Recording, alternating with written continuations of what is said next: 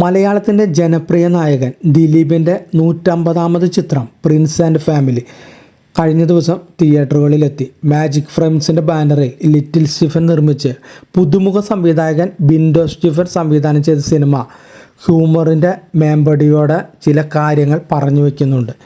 Jana Gana Mana, Malayali from India എന്നീ ചിത്രങ്ങൾക്ക് ശേഷം ഷാരിസ് മുഹമ്മദ് രചന നിർവഹിച്ച പ്രിൻസ് ആൻഡ് ഫാമിലി ടൈറ്റിൽ സൂചിപ്പിക്കുന്നത് പോലെ പ്രിൻസിൻ്റെ കുടുംബത്തിൻ്റെ കഥ പറയുന്ന ചിത്രമാണ്.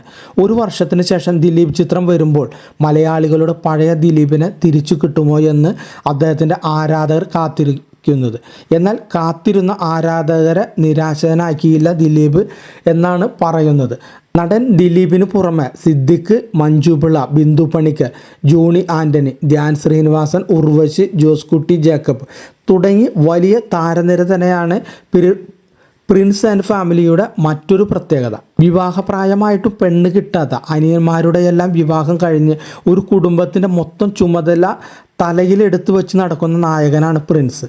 പാർട്ടി നേതാവായി നടക്കുന്ന അച്ഛനായി സിദ്ദിഖും വീട്ടമ്മയായി ബിന്ദു പണിക്കരും ഇവരുടെ മൂത്ത മകനാണ് Prince bridal make over studio നടത്തി വരികയാണ്. ഉത്തരവാദിത്തമില്ലാത്ത ജിൻസ് എന്ന അനിയനും ഷിൻസ് എന്ന അനിയനും കുടുംബവും കുട്ടികളുമായി ജീവിക്കുമ്പോഴും പ്രിൻസ് തന്നെയാണ് എല്ലാവരുടെ കാര്യങ്ങൾക്ക് വേണ്ടി ഓടുന്നത്. സഹപ്രവർത്തകനും സുഹൃത്തുമായ ജോണി ആൻ്റണിയും ഷെഫീന ചേച്ചിയായി എത്തുന്ന മഞ്ജു പിള്ളയ്ക്കും പ്രിൻസിൻ്റെ ലൈഫിൽ പ്രധാനപ്പെട്ട റോളുകളുണ്ട്.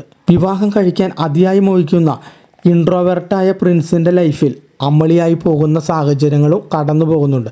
സോഷ്യൽ മീഡിയ ഇൻഫ്ലുവൻസറായ ചിഞ്ചുറാണി എന്ന പെൺകുട്ടി പ്രിൻസിൻ്റെ ജീവിതത്തിലേക്ക് കടന്നു വരുന്നതോടെ കഥയുടെ ഗതി മൊത്തത്തിൽ മാറുകയാണ്. ഇന്ന് സമൂഹത്തിൽ നടക്കുന്ന സോഷ്യൽ മീഡിയ ഇടിച്ചു കയറ്റത്തെക്കുറിച്ചെല്ലാം സിനിമയിൽ പറഞ്ഞു പോകുന്നുണ്ട്. ഇപ്പോഴത്തെ പല ട്രെൻഡുകളും വാക്കുകളും സിനിമയെ കൂടുതൽ പുതുമയുള്ളതാക്കുന്നുണ്ട്. ഫ്രഷ് കോമഡികൾ തിയേറ്ററുകളിൽ ചിരിയുടെ മാലപ്പടക്കം തീർക്കുന്നുണ്ട്. ഹ്യൂമറിനൊപ്പം ഇമോഷണൽ രംഗങ്ങളും പ്രേക്ഷകർക്ക് ഇഷ്ടപ്പെടാൻ വഴിയുണ്ട്. ഷാരിസ് മുഹമ്മദിൻ്റെ കഥ പ്രിൻസിൻ്റെ അടിത്തറയെ ഉറച്ചു നിർത്തുന്നുണ്ട്.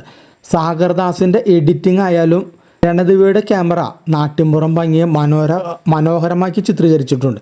ജാക്സ് ബിജോയുടെ സംഗീതം ചിത്രത്തെ മനോഹരമാക്കിയിട്ടുണ്ട്. സാഗർദാസിൻ്റെ എഡിറ്റും നല്ലതാണ്.